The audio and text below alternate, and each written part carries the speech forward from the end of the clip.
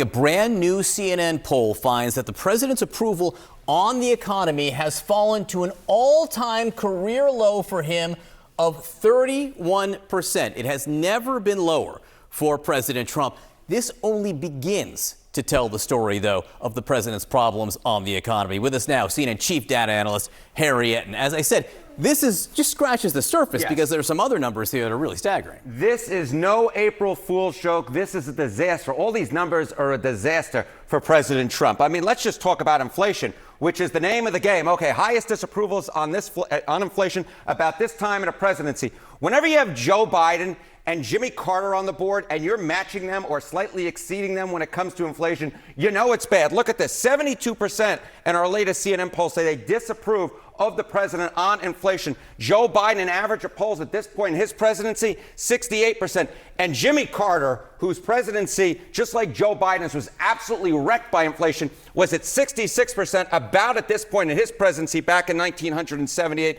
Donald Trump, even worse than they are. So you see it here, and the one word is, or phrase I might say is, oh my goodness gracious, what a disaster. And just what's so interesting here is inflation was way higher. Yes. So they just, right now, voters don't like what the president is doing on it, even if it isn't as high as it was at these other times. What about gas prices? What about gas prices, which of course is part of this inflation picture, only making this number climb ever higher? How about disapprove on gas prices? Okay, disapproval ratings on gas prices. Biden's worst number, his worst number in any poll I could find, was 72% disapprove of Joe Biden on gas prices. Donald Trump right now in our CNN poll, 76%. 76%. 3 in 4 Americans disapprove of the way that Donald Trump is handling gas prices. And again, the gas prices were higher during Biden, but the increase has been so dramatic. Under the last month under Donald Trump, we're talking about an increase of about $1. It's the highest increase that we've seen since at least 1991 in terms of raw dollars. No wonder this number is so high. He is beating or doing even worse than Joe Biden was on gas prices, which of course was such a major issue. So talk about his disapproval on the economy. Put it in historical perspective. Okay, so you see the gas prices here, disaster. You see the inflation here, disaster. How about the economy? You know, you mentioned it was the worst in terms of the approval rating for Donald Trump in any poll we've conducted. How about highest disapprovals on the economy about this point in term 2? Look at this. These are the worst. In our poll, 69% disapproved of Donald Trump on the economy. For George W. Bush, it was 57% in terms of the average. Barack Obama, 56%.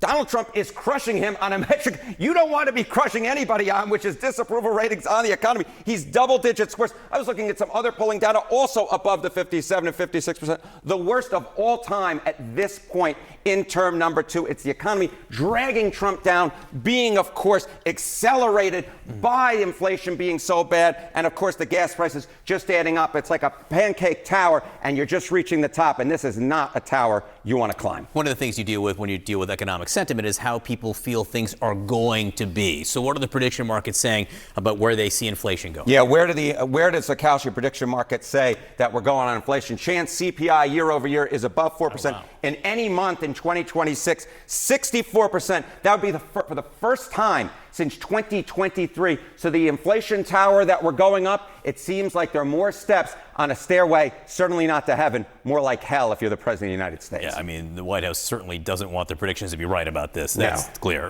My excellent panel is back, including David Chalian, who, of course, knows these numbers better than anyone else. David, the economy was an issue that pulled up Trump in the first term. Second term, totally different story. Yeah, totally pulled him up in the first term because he consistently rated better on his management of the economy in term 1 than he did on his overall job performance. Like, it was a strong suit of his. This 31% approval on the economy, which is issue number 1 for voters, far and away, as you noted, this is a real political problem for him and his party, as you know, who are on the ballot this year to try to maintain their majorities in Congress.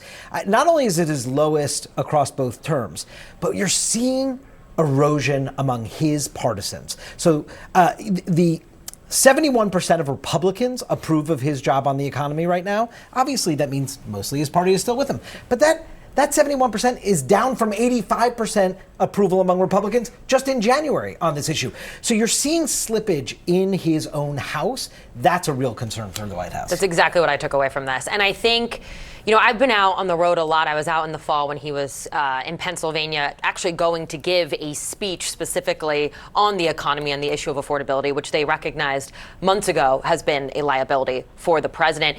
And a lot of the Trump supporters that I spoke with said that they were willing to be patient, but to a point. And I think this war, a lot of them voted for him because they thought that he would be focused on domestic issues, focused on what's going on here in America. And I think this war has really started to erode the support and the patience that many of those Trump supporters have had. Yeah, and to that point, just to dive a little bit deeper into the numbers, Trump policies, their impact on the economy, 65% of the American public say they have worsened. Trump policies have worsened the economy. That is obviously not a good sign for the president and his party. And to the point about the slippage among Republicans, about this approval of the economy among everybody, it was down from 8 points from January until now. Republicans, 85% supported his handling of the economy back in January, just now 71%. Yeah. That is so significant. And I think, there is a direct line between Trump's decision to help bomb Iran and gas prices being $4 a gallon. And so in that one, I think people are sitting at home and saying, he made a decision that is costing me more money. And it's, to me, it's like the most stark example.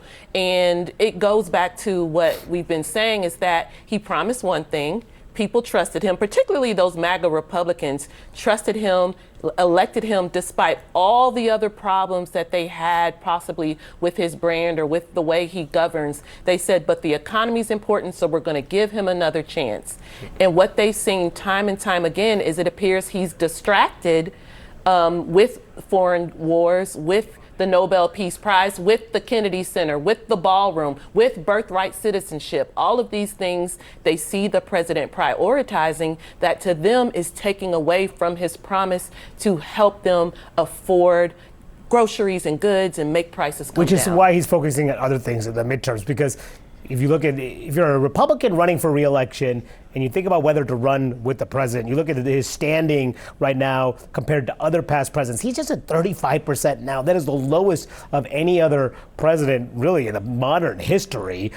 All the way up Bush in 2002 at 79%. He's even worse at this point in their term. And now he's focusing on other things, David, like going after mail-in voting, putting out this executive order last night saying that the Department of Homeland Security would create lists of approved voters for each state. The USPS will only send ballots to people on federal lists. The federal government will track all mail ballots through barcode. The federal government will withhold funds for states that don't comply.